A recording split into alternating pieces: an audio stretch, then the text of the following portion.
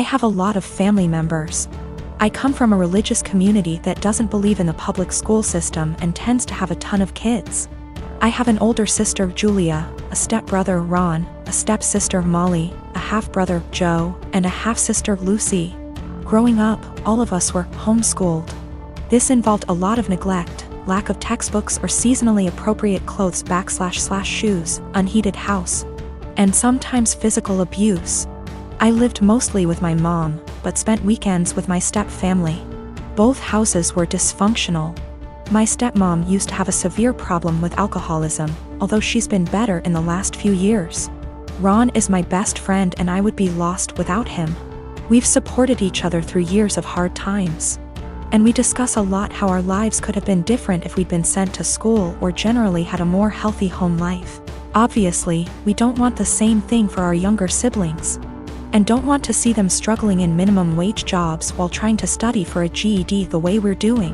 When I went to visit him recently, I found that my stepmom had gone out of the country for an entire week and left the youngest two at the house.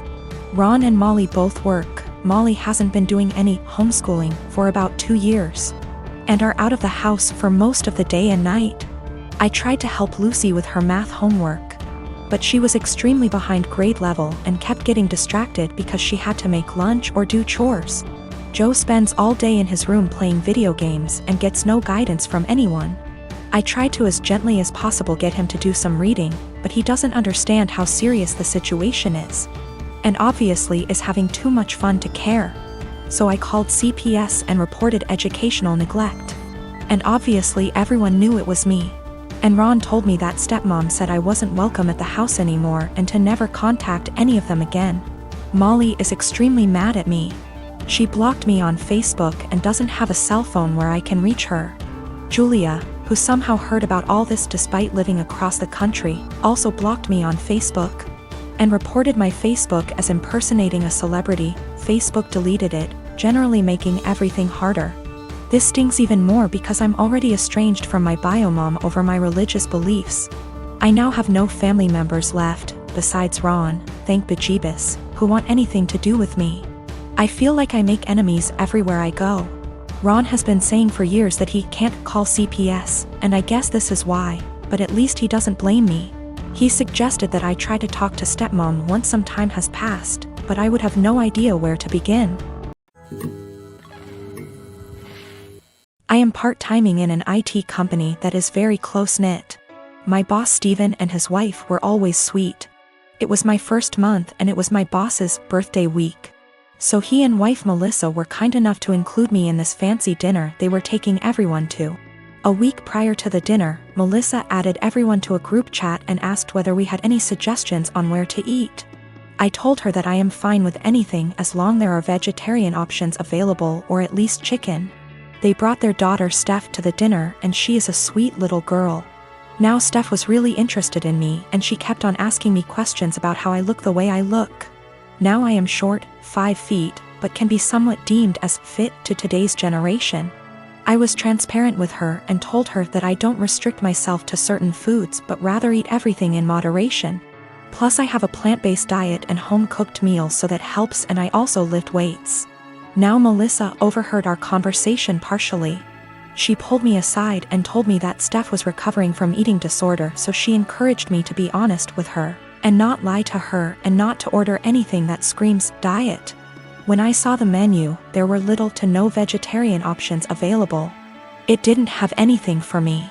I was very disappointed and made a comment that, oh wow, there are no vegetarian options.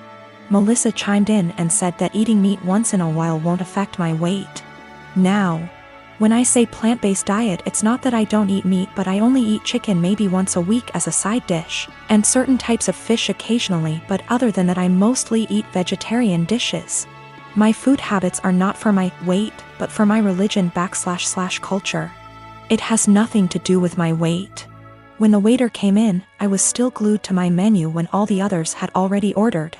Melissa said that, oh, she will have the duck too, and I interrupted and said that no, I will have the garden salad. I hate salads, but there were no other veg options. Melissa got quiet. After a few minutes she told me that I shouldn't have lied and lead on her daughter if I was going to order a skinny salad and starve myself. She said that I am just like those IG influencers who lie to impressionable young girls about their food habits and bodies, and I just proved that by ordering a salad after giving her daughter a "don't restrict yourself" speech, and I probably triggered her eating disorder.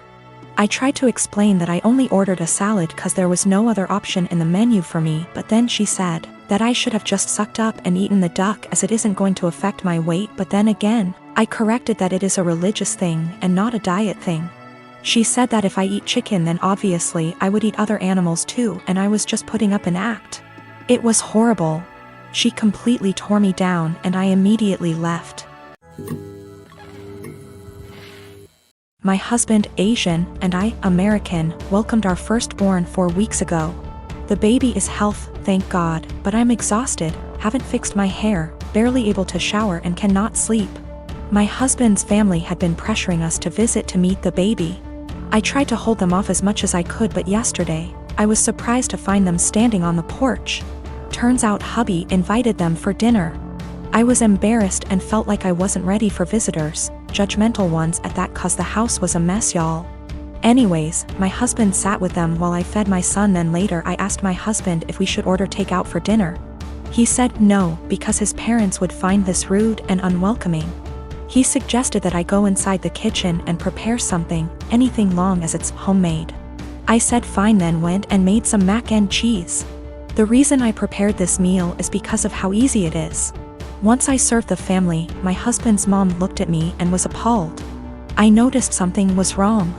She asked if I really found it appropriate to serve her and the family mac and cheese.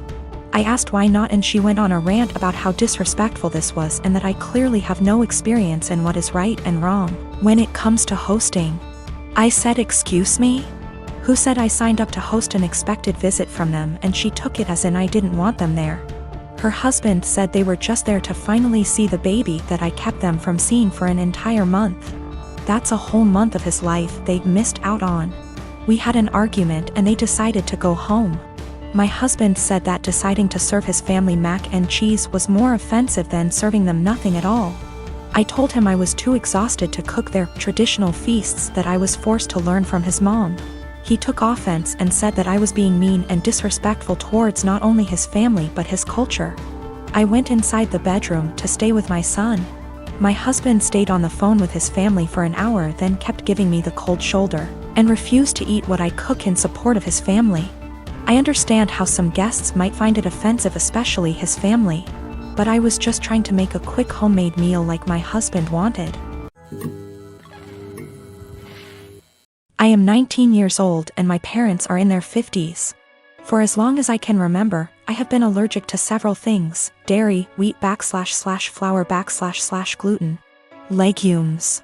Since I was a young child, my parents have completely kept all of them out of our house. While other kids ate breakfast cereals, I ate fish and assorted pickled vegetables for breakfast. While other kids had Lunchables, I had grilled chicken or fish with, again, assorted vegetables, usually sweet potatoes. While other kids ate birthday cake at the birthday party, I had an apple. I never questioned this until a couple of months ago. I was at my aunt's house for my birthday party, and she made brownies for everyone. For me, she took great steps to make them with almond flour and avoided all of my allergies.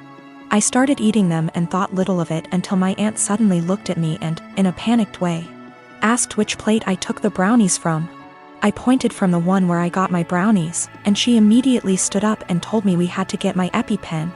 She raced to ask my mother for it, and I sat there scared out of my mind because I had never mistakenly eaten flour before. I noticed my mother had calmed her down, and then she said that we don't have to worry because she had switched the plates of brownies. And after all, I had eaten the ones made with almond flour. I found this incredibly odd because, really, why would she swap the plates? That doesn't even make sense. But for the time being I let the issue rest. It didn't sit well with me for about a week and I finally went to get an allergy test. The doctor started with a skin prick test, and lo and behold, I didn't react to any of the above substances. Then he ordered a blood test, and when the results came in, they said that I had absolutely no intolerance to any of the foods I'm supposed to be allergic to. I was furious and called my mother. She eventually admitted that she lied to me because she wanted me to be on a Paleolithic diet. and wanted me to be able to avoid all temptations. She raised me with a lie about her own health, but she keeps insisting that I try to see it from her perspective. She spams my phone with messages about how healthy I am, that I never had acne, that I have been in great shape my whole life, that I have strong teeth and bones, and even that I got onto a D1 college tennis team. She has started calling me ungrateful for her intervention and insisting that I really should be glad I never got carb addicted. I don't know what to think. I carried around an EpiPen for all those years, one that I suspect may be fake, seeing as my mother never got me to replace it. And I don't even know anymore.